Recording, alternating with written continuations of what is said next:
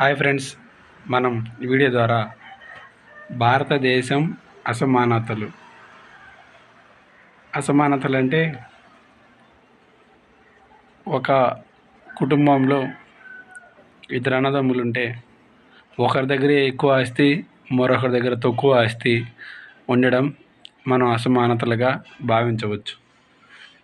ఈ అసమానతలు భారతదేశంలో ఎలా ఉన్నాయో కొన్ని అంశాల ద్వారా తెలుసుకుందాం. స్వతంత్రం రావడానికి ముందు భారతదేశం తీవ్ర అసమానతలకు నిలయంగా ఉండేది. వీటిని నిర్మూలించడానికి స్వతంత్రం వచ్చిన తర్వాత 1953లో ఎస్టేట్ పన్నును, 1957లో సంపద పన్నును విధించారు. ఈ రెండు పన్నుల గురించి కొద్దిగా క్లుప్తంగా నేర్చుకుందాం.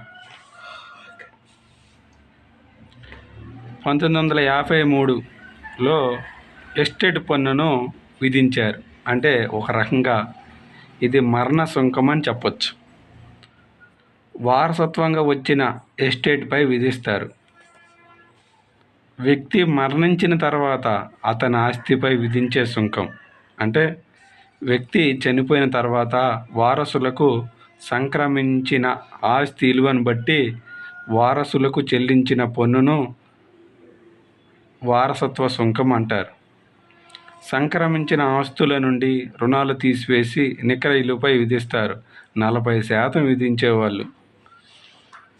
భూస్వామ్య వర్గాలకు ప్రభుత్వం కేటాయించిన ఎస్టేట్ వంశపారపర్యంగా బదలాయిస్తే 40% వరకు పన్ను. 1953లో దీనిని ప్రవేశపెట్టి 1985లో విపి సింగ్ ఆర్థిక మంత్రి రద్దు చేశారు. మరణించిన వ్యక్తి యొక్క ఆస్తులను వారసులకు సంక్రమింపచేయనప్పుడు విధించబడే పన్నును మరణ సుంకం అంటారు. అంటే ఆ రోజుల్లో భూస్వామ్య వర్గాలు ఆస్తులు ఎక్కువగా ఉన్న ధనికులు ఉండేవారు. ఈ అసమానతలు తగ్గించాలని, వాళ్ళ దగ్గర ఎక్కువ ఆస్తి ఉండకూడదని, ఎక్కువ పన్ను ద్వారా వాళ్ళ దగ్గర నుంచి రాబట్టాలని, అసమానతలు తగ్గించాలని కేంద్ర ప్రభుత్వం వారికి ఎస్టేట్ పన్ను రూపంలో మొదలుపెట్టింది. వారి దగ్గర ఎక్కువ ఆస్తి ఉండడం వారికి సరిగ్గా నిద్ర ఉండేది కాదు.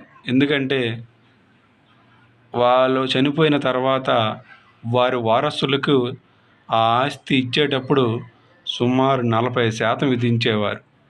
అందుకని వారు ఎక్కువగా ఆస్తిని సంపాదించుకోవడానికి ప్రయత్నించలేదు. ఇది పెద్ద లోపం. కాబట్టి 53లో ప్రవేశపెట్టిన దానిని 1985లో దీన్ని రద్దు చేయడం జరిగింది. అలాగే సంపద పన్ను కూడా చూద్దాం.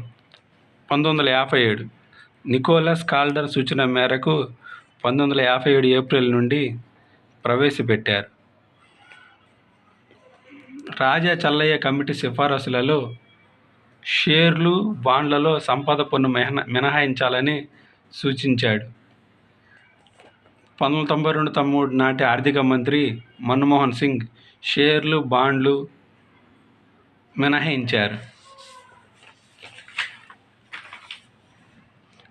సంపద అంటే ఏమిటంటే ఇల్లు, పొలాలు, అపార్ట్మెంట్లు, ఫామ్ హౌసులు, బంగారం, నగలు, వజ్రాలు, కార్లు మొదలగు వాటిని సంపదగా గుర్తిస్తారు.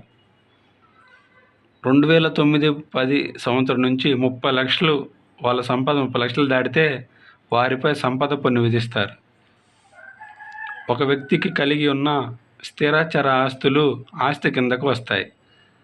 సంపద పన్ను చట్ట ప్రకారం వ్యవసాయ భూములు, వాటిలో పండే పంట ఆస్తిగా పరిగణించడానికి వీలు లేదు.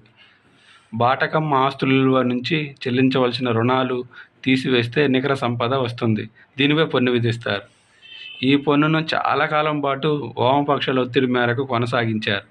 2016 కేంద్ర బడ్జెట్లో దీన్ని రద్దు చేయడం జరిగింది. ఈ రెండు పన్నుల ద్వారా కేవలం 0.2% ఆదాయం పెరగగా నిర్వహణ ఖర్చులు అంతకు మించి అధికం అయ్యిందని ప్రభుత్వం పేర్కొంది. అందుకే వీటిని రద్దు చేసింది. సంపద మరియు ఎస్టేట్ పన్నులు 2 విధించడం జంట పన్నుల విధానం అవుతుందనే వాదన సైతం ఉంది. అంటే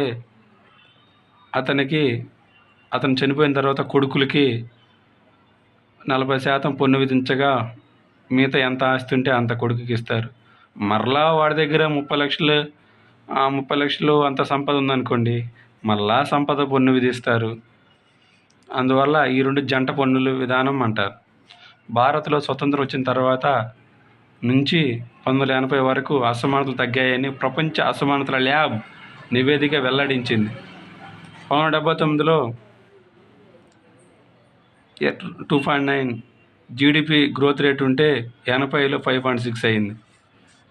రష్యాలో 58% సంపద కేవలం 1% జనాభా దగ్గర ఉంది. బ్రెజిల్లో అయితే 50% సంపద, అంటే సగం సంపద కేవలం 1% జనాభా దగ్గరే ఉంది. భారతదేశంలో 40% సంపద కేవలం 1% జనాభా దగ్గరే ఉంది. అసమానతల పరంగా ప్రపంచంలో భారత్ 3వ స్థానం, అమెరికా 4వ స్థానం. భారతదేశంలో 1951లో అగ్రశ్రేణిలోని 10%కి జాతీయ ఆదాయంలో 35% వాటా చేరగా 1982లో 30% అయింది. 1990 నుంచి గణనీయంగా పెరిగి ఇటీవల కాలంలో 60%కి చేరింది. Thank you friends.